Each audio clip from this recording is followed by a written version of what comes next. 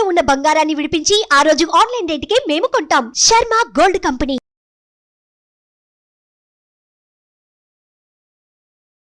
నమస్కారం, welcome to Suman TV. నేను గీతాంజలి. ప్రస్తుతం మనతో పాటు ఇస్కాన్ నుంచి ప్రణవానంద ప్రభుజీ ఉన్నారు. వారితో మాట్లాడదాం. హరే కృష్ణ ప్రభుజీ. హరే కృష్ణ. గురు పౌర్ణిమ, ఆషాఢ శుద్ధ పౌర్ణమిని గురు పౌర్ణమి అంటారు, వ్యాస పౌర్ణిమ అంటూ ఉంటారు. చాలా విశిష్టత ఉంది ఈ పౌర్ణమికి అని చెప్తున్నాను. అంటే ప్రతి నెల వచ్చే పౌర్ణమిలు తెలుసు మనకి, కొన్ని మాత్రం ప్రత్యేకంగా ఉంటాయి. శ్రావణ పౌర్ణిమ, కార్తీక పౌర్ణిమ, మాఘ పౌర్ణిమ, ఇలా. అందులో విశేషంగా చెప్పుకునేది ఆషాఢ పౌర్ణిమ గురించి. విశిష్టత ఏంటండి? అసలు ఆ రోజున ఏం చేయాలి, ఎవరిని పూజించాలి, ఎవరిని ఆరాధించాలి, ఇలా చాలా సందేహాలు ఉన్నాయి అందరికీ. వీటి గురించి వివరించి. మనకి వ్యాస పూర్ణిమ అని అంటారు. వ్యాసుల వారి అవతరణ దినోత్సవంగా చెప్తారు. వ్యాసాయ విష్ణురూపాయ వ్యాసరూపాయ విష్ణవే నమో వై బ్రహ్మనిదయే వాసిష్ఠాయ నమో నమః. సాక్షాత్తుగా భగవంతుడి యొక్క స్వరూపమే వేదవ్యాసుడు. వేదములను విభజించేసి మనకి పురాణ ఇతిహాసములన్నింటినీ కూడా అందించిన మహానుభావులు అనమాట. వ్యాస పూర్ణిమ రోజు వ్యాసుడిని వ్యాస పరంపరలో, అంటే సనాతన వైదిక పరంపరలో వచ్చిన గురు ఆచార్య పరంపరలో ఉన్న వారిని మాత్రమే ఆరాధన చేయాలి. ఈ మధ్య మనం చూస్తూ ఉంటే చాలా మందికి పూజలు చేసేస్తూ ఉంటారు గురు పూర్ణిమలో ఇక్కడ అక్కడ అని. కానీ వ్యాసుడి యొక్క మార్గాన్ని, సనాతన వైదిక సంస్కృతిలో ఉన్నవారిని మాత్రమే, సనాతన వైదిక పరంపరను ఎవరైతే నమ్ముతూ ఒక ఆచార్య పరంపరగా అక్కడ ఇక్కడ ఆవిర్భవించిన వారు కాదు, వైదిక పరంపర, ఆ వ్యాస పరంపరలో ఎవరైతే ఉంటారో అటువంటి గురుస్వరూపాలని మనం ఆరాధన చేస్తూ ఉంటాం. మన గురువులని, వ్యాసులని, మన ఆచార్యులని, పూర్వాచార్యులని మనం గౌరవిస్తూ ఉంటాం అనమాట. కాబట్టి ఇది చాలా ఒక సేక్రెడ్, ఒక గురువుని మనము స్మరించుకునే ఒక అవకాశము అని వ్యాసుడు మనకిచ్చిన అంత గొప్ప వాంగ్మయాన్ని. ఇప్పుడు సనాతన ధర్మము అని అంటే వ్యాస వాంగ్మయము. వ్యాసుడు లేనిది సనాతన ధర్మము లేదు. వ్యాసుడు యొక్క వాంగ్మయాన్ని ఒప్పుకోనివాడు సనాతన ధర్మానికి చెందినవాడు కానే కాదు. ఎవరైనా మాకు వ్యాసుడు రాసిన పుస్తకాలు అవసరం లేదండి, గీత భాగవత రామాయణాదులు మాకు అవసరం లేదండి, మాకు ఈ పుస్తకం ఒకటే చాలండి, సారీ సార్, మీరు అసలు హిందువే కాదు, మీరు సనాతన ధర్మానికి చెందిన వాళ్ళు కాదు. Very straight forward definition. నచ్చినా నచ్చకపోయినా వ్యాస వాంగ్మయమే సనాతన ధర్మానికి బేస్, ఇంకా ఏదీ కాదు. ప్రస్థానత్రయము అని అంటారు ఉపనిషత్తులు, బ్రహ్మసూత్రములు, భగవద్గీత. ఇవి ఏ సాంప్రదాయానికైనా బేసిక్ ఫిలాసఫికల్ టెక్స్ట్ అన్నమాట. వీటన్నిటినీ అందించిన వ్యాస భగవానుణ్ణి స్మరించుకునే రోజు అనమాట. వ్యాసుడు చేసిన ఉపకారము మహోపకారం అండి. వేదాలను విభజన చేసి వేదాలను స్ట్రక్చరైజ్డ్ చేశారు ఆయన. చాలా మంది వేదాలు రాశారు వ్యాసులు అంటారు. వ్యాసుడు ఏమి వేదాలని రాయలేదు, వేద విభజన చేశారు.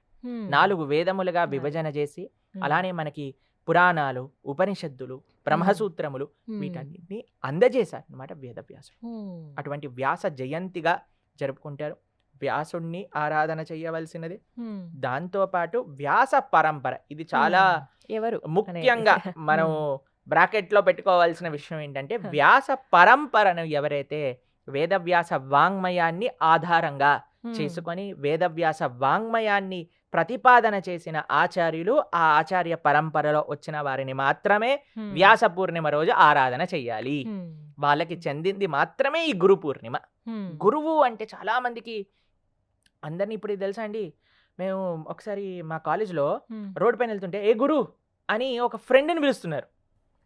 అంత చీప్ అయిపోయిందండి గురువు అనే పదం. గురువు అని అంటే ఎవరైతే జీవుడికి అత్యంత గొప్ప శ్రేయస్సుని ఇస్తాడో అటువంటి వాడిని గురువు అని అంటారు. ఎవరైతే మనకి భగవంతుడిని చూపిస్తారో, భగవంతుడి గురించి తెలియజేస్తారో అటువంటి వాడిని గురువు అంటారు. ఎవరైతే తమల్ని తాము నేనే భగవంతుడిని అని చెప్పుకునేవాడు గురువు కాదండి. గురువు యొక్క లక్షణం ఏమిటి అని అంటే, అయ్యా ఈయన భగవంతుడు, నువ్వు భగవంతుడికి శరణాగతి చెయ్యాలి అని చెప్పేవాడే గురువు. స్తోత్రియం బ్రహ్మనిష్టం అని ఎన్నో లక్షణాలు ఉన్నాయి. శాస్త్రాలు అధ్యయనం చేసి ఉండాలి. లేదండి మేము శాస్త్రాలు ఏం అధ్యయనం చేయను, నా మనసులోకి వచ్చింది చెప్తాను, సారీ సార్ మీరు గురువు కాదు. లేదండి మేము జస్ట్ ప్రవచనాల్లో చెప్తాం, ఏం ఆచరణ చేయం, సారీ సార్ మీరు గురువు కాదు. అయ్యా మాకేం పరంపర లేదు, మేము స్వయంభూ గురువులము, సారీ సార్ మీరు గురువు కాదు. ఆచార్య పరంపర ఉండాలి. సనాతన వైదిక వాంగ్మయం, వ్యాసులు ఇచ్చిన వాంగ్మయాన్ని బేస్ చేసుకొని మాట్లాడాలి. మాట్లాడటమే కాకుండా దాన్ని ఆచరించాలి. సద్ వైష్ణవ వైదిక పరంపరలో వాళ్ళు వచ్చి ఉండాలి, వైదిక పరంపరలో ఉండాలన్నమాట. అంటే ఇంకా ఎవరైతే ఎవరెవరిని ఏంటండి పూజించాలి ఇప్పుడు ఆ రోజున ఎవరిని పూజించాలి? వ్యాస భగవానుని పూజించాలి. ఇలా. మనం ఏ పరంపరని ఫాలో అవుతున్నామో ఆ పూర్వాచార్యుల్ని పూజించవచ్చు, మన గురువులని పూజించవచ్చు, అంతే. అంతవరకు మాత్రం.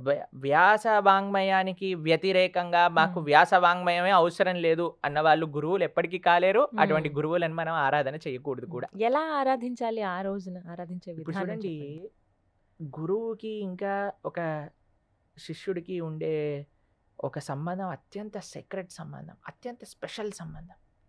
కబీర్ దాస్ని అడుగుతారు, అయ్యా గురువు గారు ఇంకా కృష్ణుడు, గురు గోవింద్ ఇద్దరు వచ్చి నీ ముందు ఉంటే ఎవరిని ప్రణామం చేస్తావు అని అంటే కబీర్ దాస్ అంటారు, ఫస్ట్ నేను గురువుని ప్రణామం చేస్తా, ఎందుకంటే గురువు వల్లనే కదా నేను గోవిందుడు ఎవరో తెలుసుకున్నది అని అంటారు.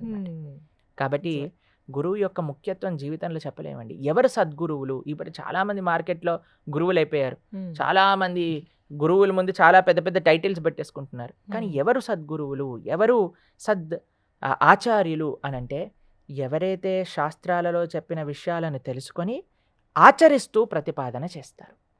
శాస్త్రాన్ని ఎప్పుడైతే మనము నెగెట్ చేస్తామో అప్పుడు మనము వాళ్ళని అంగీకరించము. మీకు ఒక విషయం చెప్తాను, మన పరంపరలో బుద్ధుణ్ణి కూడా మనం అంగీకరించాం, ఎందుకంటే బుద్ధుడు కూడా వేదములను అంగీకరించలేదు కాబట్టి. అప్పుడు బుద్ధుని కూడా సైడ్ చేసేస్తారు అనమాట. ఎందుకంటే వేదాలను అంగీకరించింది దానికి ఒక పర్పస్ ఉంది. మనం బుద్ధుడు యొక్క రహస్యం ఎందుకు ఆయన అలా చేశారు అనే విషయాన్ని మళ్ళీ చెప్పుకుందాం. కానీ ఆయన బేసికల్ గా బుద్ధుడు ఏం చేశాడు, వేదాలు వద్దు అని చెప్పారు. కాబట్టి మనం బుద్ధుడిని కూడా ఆరాధన లేదు. ఎక్కడైనా మనం బుద్ధుడి గుడి చూస్తామో మన సనాతన సాంప్రదాయంలో చూడం. ఎందుకనంటే వేదాలను తిరస్కరించారు కాబట్టి. ఎవరైతే వాంగ్మయాలను తిరస్కరిస్తారో, ఎవరైతే శాస్త్రాలు వద్దు అని చెప్తారో, ఎవరైతే మనకి శాస్త్రములు అవసరం లేదు అని మాట్లాడతారో, ఎవరైతే వ్యాస పరంపరను వాళ్ళు రెస్పెక్ట్ చేయరో అటువంటి వాళ్ళు ఎప్పటికీ గురువులు కాలేదండి. మీకు ఒకటి తెలుసా, గురువు పుట్టినరోజుని వ్యాస పూజ అని అంటారు. గురువు గారి పుట్టినరోజుని వ్యాస పూజ అంటారు. ఎందుకు అనంటే గురుస్థానంలో ఉండడానికి ఒక లక్షణమే వ్యాసుడు చెప్పిన విషయాలను ఆయన రిపీట్ చేయడం. ఇప్పుడు మేము ఎన్నోసార్లు చెప్పాం, ఆచార్యులు ఏవైతే చెప్తారో వాటినే మేము మీకు ప్రతిపాదన చేస్తాం, ఒక పోస్ట్ మ్యాన్ లెటర్ ఇచ్చినట్టుగా, అంతేనా? ఇది గురువు యొక్క కర్తవ్యం. మన పూర్వాచార్యులు వ్యాసుడు ఏమైతే చెప్పారో వాటిని అలా తీసి ముందుకు అందించాలి. ఒక వారధిగా, not anything, nothing to be subtracted, nothing to be added, just present it in your own style. కానీ మనకి వేదవ్యాసుడు వాంగ్మయం అవసరం లేదు, ఎటువంటి పురాణ ఇతిహాస విషయాలు ఏం అవసరం లేదు, నీ అంతటా నువ్వే ఒక మ్యానుఫ్యాక్చర్ చేసుకొని చెప్తాను, లేదా నాకంత తెలుసు నా నుంచే వినండి, లేదా నేనే భగవంతుణ్ణి నన్నే ఆశ్రయించండి, లేదా భగవంతుడు ఈయన కాదు, ఈ వేరే మతానికి చెందినవాడు ఈశ్వరుడు అని చెప్పే వాళ్ళు ఎవరిని కూడా మనం గురువుగా స్వీకరించకూడదు, వాళ్ళ ఆరాధన చేయకూడదు.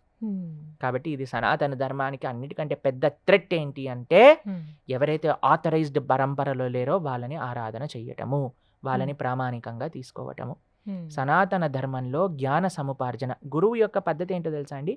జ్ఞానాన్ని మనకి ఇవ్వటం. తత్విద్ధి ప్రణిపాతేన పరిప్రశ్నేన సేవయా ఉపదేక్షంతి తే జ్ఞానం జ్ఞానినః తత్వదర్శినః.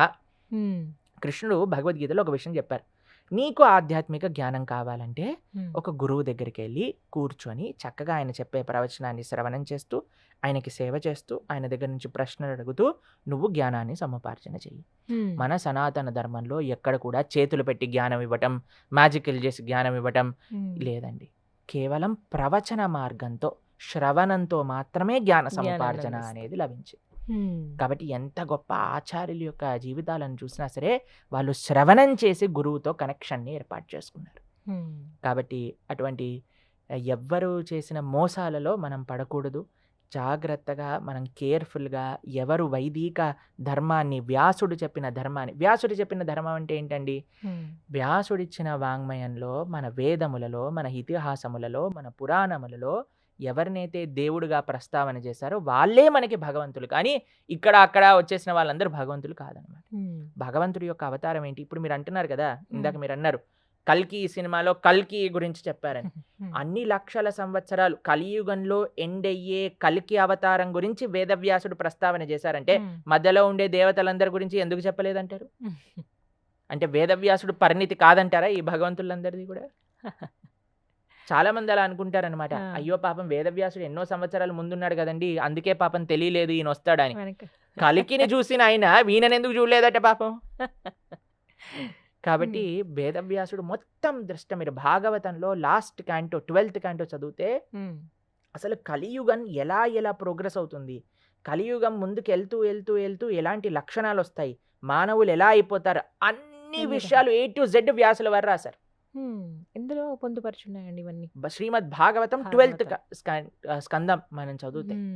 కాబట్టి అన్ని వ్యాసుల వారు, వ్యాసుడు సాక్షాత్తుగా భగవంతుడికి తెలియంది ఇంకేమైనా ఉంటుందా అండి? అయితే ఆ రోజు భాగవతం చదవటం ప్రారంభించవచ్చా? తప్పకుండా. ఇంకా వ్యాసులు విల్ బి మోస్ట్ హ్యాపీ. ఎందుకంటే ఆయన అన్నిటికంటే గ్రేటెస్ట్ రియలైజేషన్ తో రాసిన పుస్తకమే శ్రీమద్ భాగవతం. కాబట్టి అటువంటి పుస్తకాన్ని కానీ చదువుకోవటం స్టార్ట్ చేస్తే చాలా ఆ రోజున విశేషం, ప్రారంభిస్తే మంచిదే చాలా అంటారు. మంచి విశేషం. ఆ రోజు చాతుర్మాస్యం కూడా ప్రారంభం అవుతుంది. 4 నెలలు నియమంగా నిష్టంగా మనం ఉండడానికి ప్రయత్నం చేస్తూ ఉండాలి. ఎవరైతే సన్యాసాశ్రమం తీసుకుంటున్నారో వాళ్ళకి చాలా సీక్రెట్ పీరియడ్ అనమాట ఈ చాతుర్మాస దీక్షలు అని కూడా చేస్తూ ఉంటారు. కాబట్టి చాలా ముఖ్యం. గురు పూర్ణిమ, వ్యాస పూర్ణిమ. గురు పూర్ణిమ అంటే వ్యాస పూర్ణిమ, వ్యాసుడికి మన యొక్క కృతజ్ఞత తెలుపుకునే రోజు. అది ముఖ్యత. హరే కృష్ణ ప్రభుజీ, హరే చక్కగా కృష్ణ, వివరించారు. హరే కృష్ణ. సుమన్ టీవీలో మీ పర్సనల్ అండ్ బిజినెస్ ప్రమోషన్స్ కోసం కింది నెంబర్కి కాంటాక్ట్ చేయండి.